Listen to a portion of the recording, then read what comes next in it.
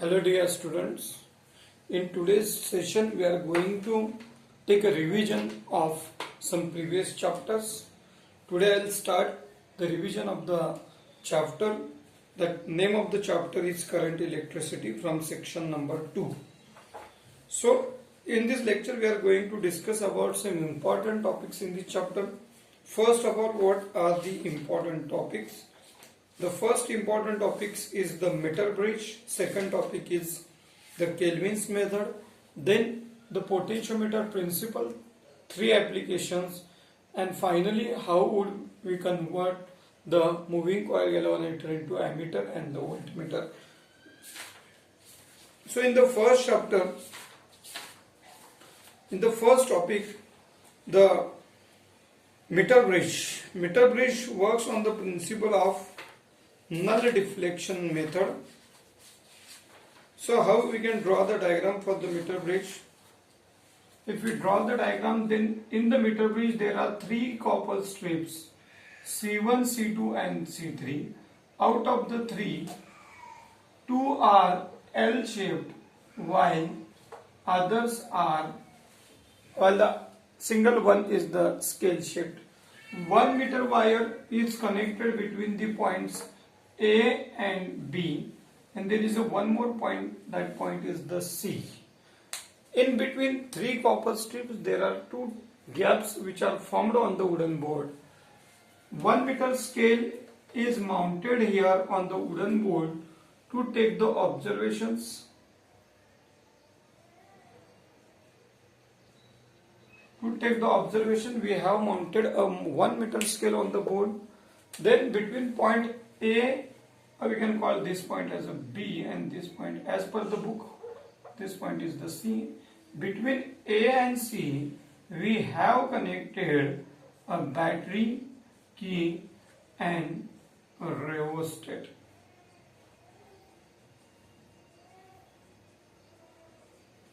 Battery, key and rheostat are connected in between A and point C in series. Now in between one gap, the unknown resistance whose value is to determine is connected,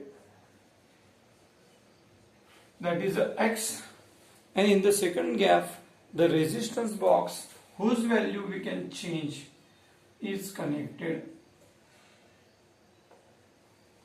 From the point B we have given the connection to the galvanometer, and then we have connected to the sliding key, or it is a jockey. So we can move the jockey over the 1 meter wire. So this is about the construction of the meter bridge. Now the first use of the meter bridge is to determine the value of unknown resistance X. Here in this case we can take a method called as a null deflection method. What is the method is, in this case we draw some resistance from the resistance box. We start sliding the jockey from point A towards the point P. One point is the point P where the galvanometer shows 0 deflection. We stop there. Measure the length across X. We call as it is Lx, and measure the length across resistance box. We call as Lr. So how we can determine the value of unknown resistance X? By using the equation of Weiston's bridge network. We modify the equation and we can finally write the equation for unknown resistance X is equal to R in bracket Lx upon Lr. By using this formula we can determine the value of unknown resistance. So this is about the meter bridge. Now the next topic is the resistance of galvanometer can be determined by using the meter bridge. In that case, to determine the value of resistance of the galvanometer which is connected between jockey and the point B is connected in one gap instead of unknown resistance X. So the galvanometer whose resistance is determined is connected in one gap and resistance box is connected in the other gap. So the length across the galvanometer becomes Lg and length across resistance box is as it is Lr. Now to determine the value of resistance of the galvanometer, we use here the method called equal deflection method. How is the working of this? How to take the observations? Remove some value of resistance from the resistance box. Look at the observation in the galvanometer. Suppose the galvanometer shows some value, consider it is 20. After touching the jockey at one particular point where the galvanometer shows same deflection which is before touching the jockey, stop there, measure the length across G called as a LG, measure the length across resistance box as a LR. So again we can modify the same formula which was used by using the Weisstrom's network. If you modified the formula of Weisstrom's network, we can write the formula for resistance of the galvanometer as R in bracket Lg upon Lr. By using this formula, we can determine the value of resistance of the galvanometer. After this, the next part is the potentiometer.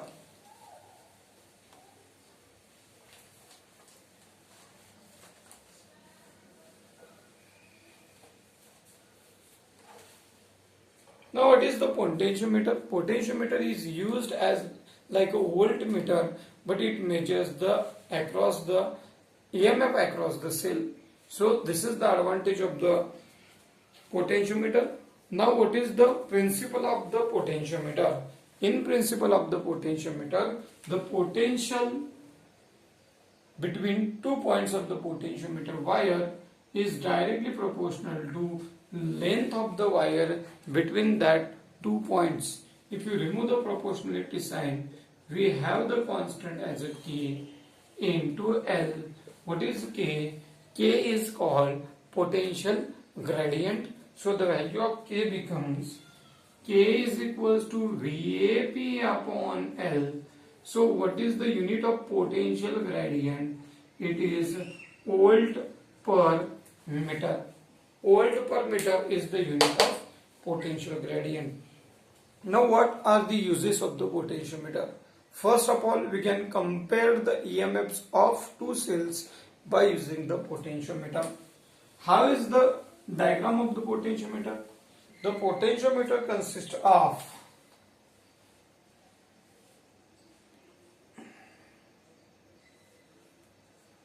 so the length of the potentiometer we can vary from so the battery, key and rheostat are connected in series. There are 2 points, one is the A and second one is the B.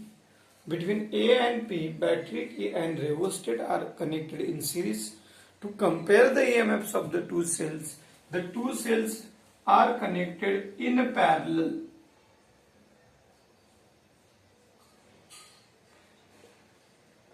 So name of the first cell is E1, second cell is E2.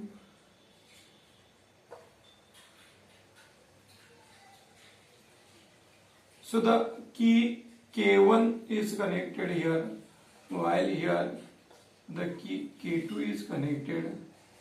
The common connection is given to the galvanometer and then it is given to the jockey or the sliding key. How is the working of this?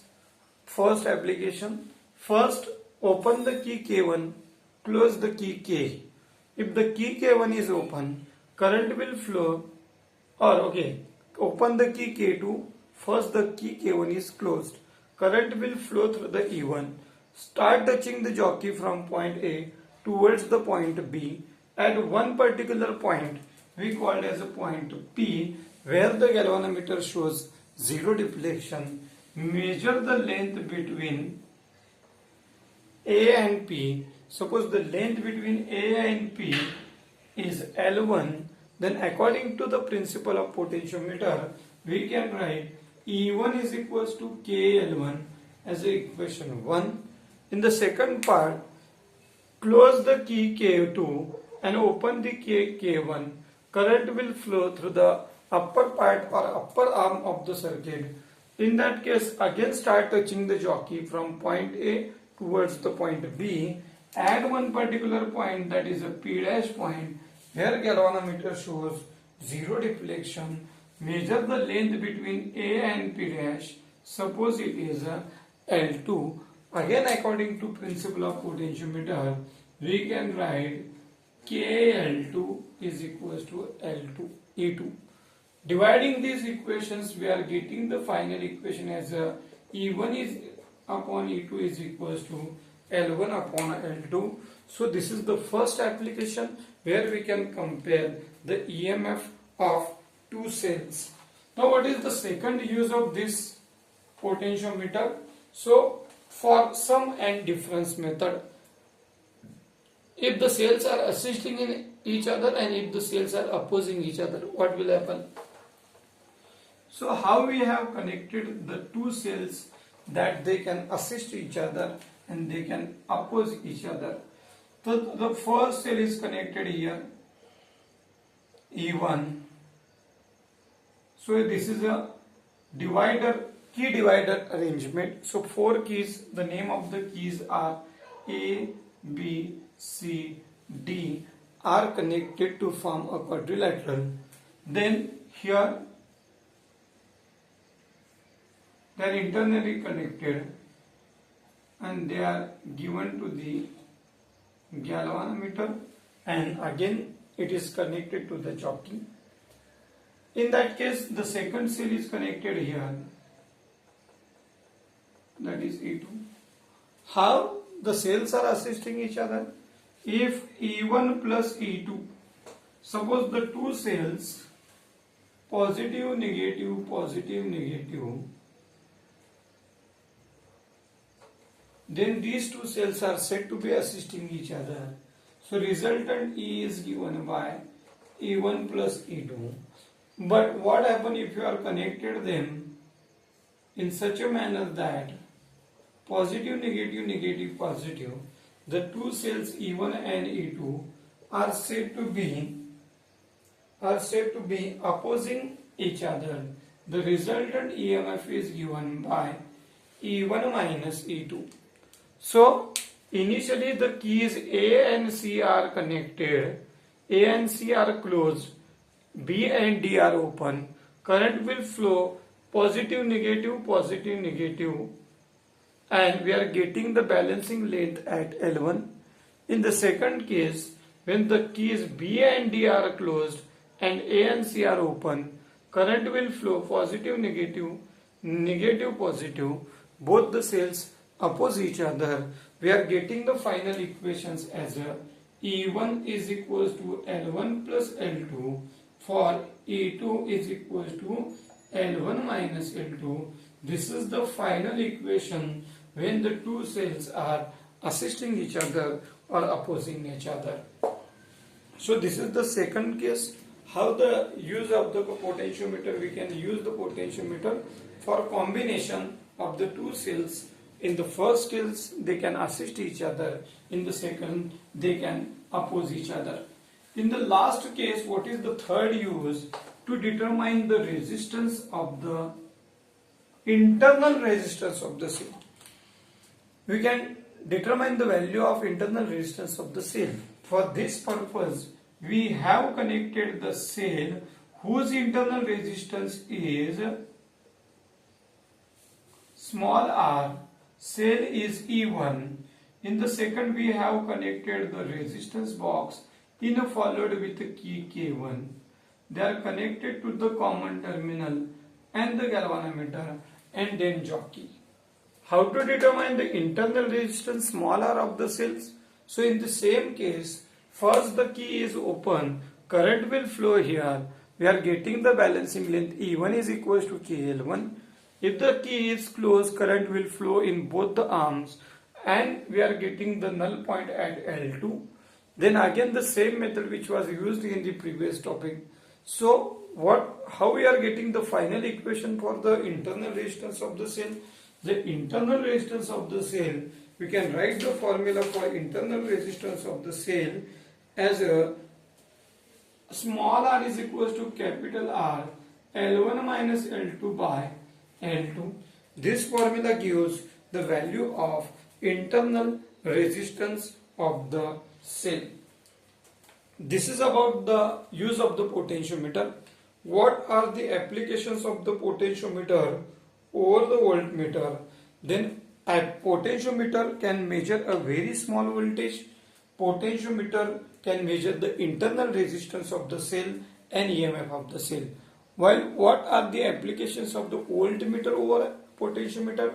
Voltmeter is a portable device. We can easily connect directly to the circuit. So these are the two applications. Now the next topic is how would one can convert the moving coil galvanometer to the ammeter, and how would convert the value moving coil galvanometer into ammeter.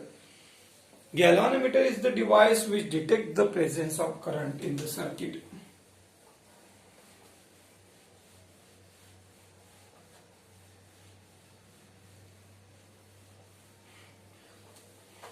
In the construction and working of the moving coil galvanometer, we take an example of the suspended coil type magnet moving coil galvanometer, where the mirror is used in the series.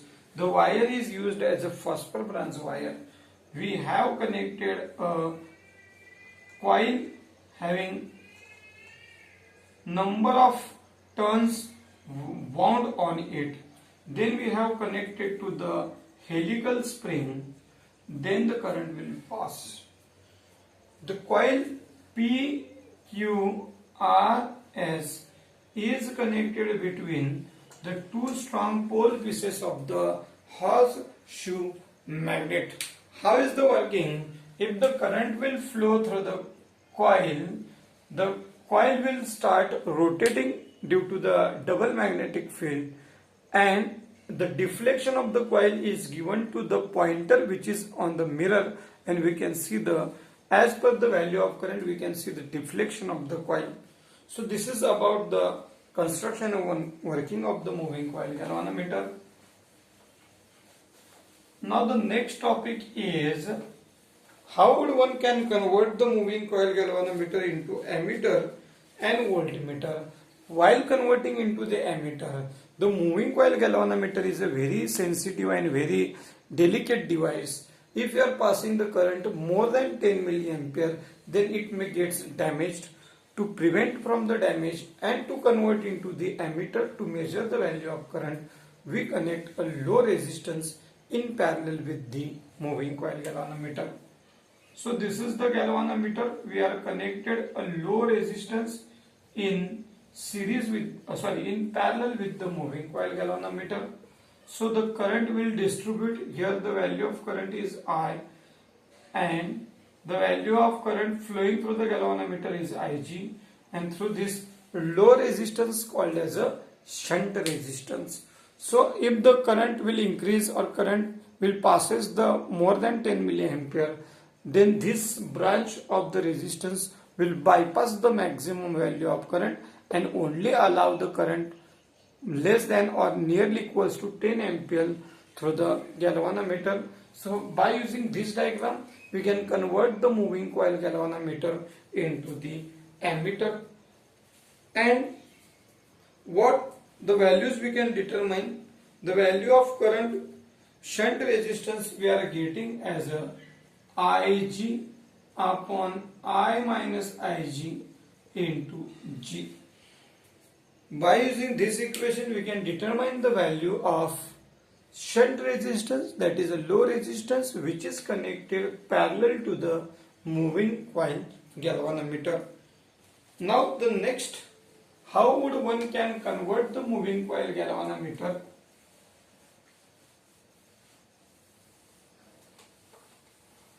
How would one can convert the moving coil galvanometer into voltmeter? So what is the difference in moving coil galvanometer and the voltmeter? Moving coil galvanometer only detects the presence of current, while voltmeter can measure the value of potential difference or voltage. Now one Disadvantage or the drawback of the moving coil galvanometer is if you are passing the current more than 10 milliampere, then it may get damaged. So to prevent from the damage and to convert into the voltmeter to measure the voltage, we connect a high resistance in series with the moving coil galvanometer.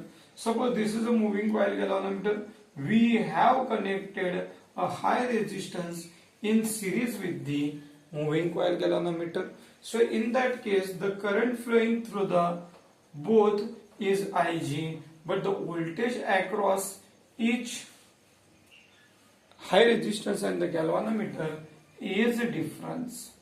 So we can combine the voltages and we can measure the voltages across the circuit.